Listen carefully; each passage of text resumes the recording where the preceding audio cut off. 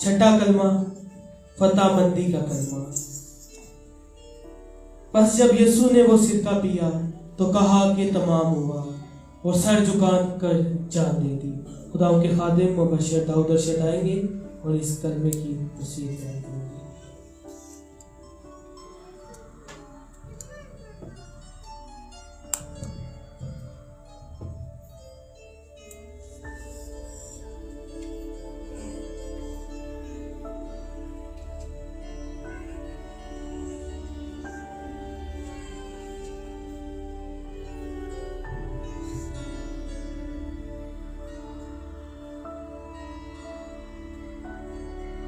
इंजील 19 बाब उसकी 30वीं आयत। बस जब यीशु ने उसे सिरका पिया तो कहा तमाम हुआ, सर झुकाकर जान दे।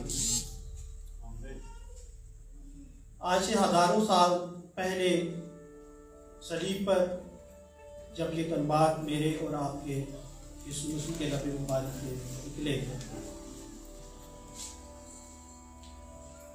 बहुत सी जगहों पे इबादत हो रही है और आज ये 7 कलमात जो हैं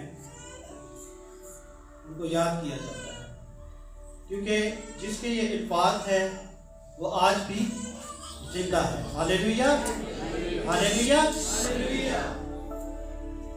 यीशु मसीह के ये अल्फाज जिन्हें 7 सलीबी कलमात कहा जाता है, इनमें से छठा कलमा तमाम हुआ, इट इज फिनिश्ड, यानी निजात के काम की तकमील का ऐलान। ये जुमला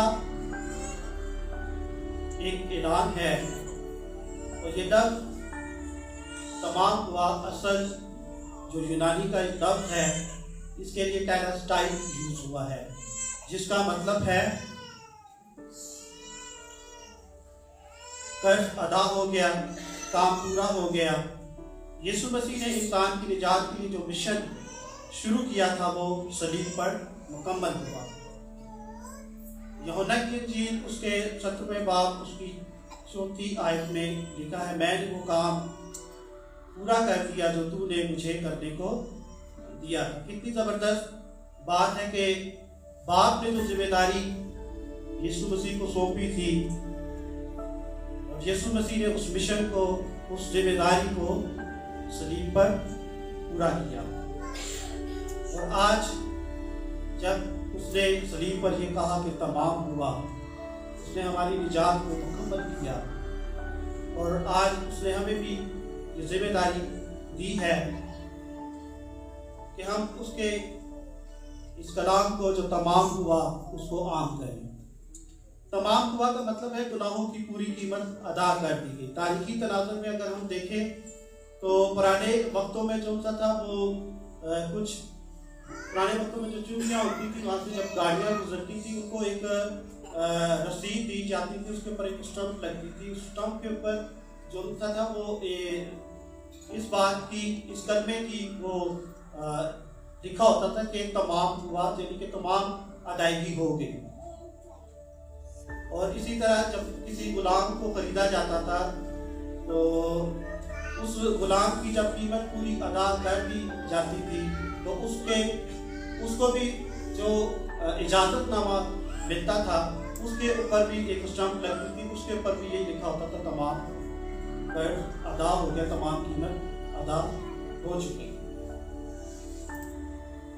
इब्रानियों के खत में लिखा है 10वें बाब की 12वीं आयत में, मसीह ने एक ही कुर्बानी देकर हमेशा के लिए गुनाहों को ख़त्म कर दिया। अब हमें कोई कुर्बानी करने की ज़रूरत नहीं है। यीशु मसीह ने पुराने अहद की शरीयत और पेशन गोइयों को मुकम्मल किया। मत्ती 5 बाब उसकी 17वीं आयत में, मैं शरीयत को मनसूख करने नहीं बल्कि पूरा करने आया हूँ।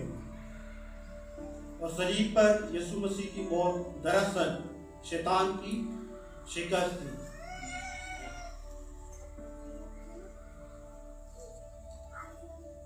इसके लिए भी मैं आपके सामने एक हवाला पढ़ूंगा। कुर्सियों 2 बाब उसकी 15वीं आयत में लिखा है, सलीब के सबब से उन पर फतहयाबी का शादियाना बजाया, निजात का दरवाज़ा खुल गया है। अब हर इंसान के लिए खुदा तक पहुँचने का रास्ता खुल गया। इब्रानियों के खत 10 बाब उसकी 19 और 20 आयत में लिखा है, बस ऐ भाइयों, क्योंकि हमें यीशु के खून के सबब से नई और जिंदा राह से पाक मकाम में दाखिल होने की दलेरी है।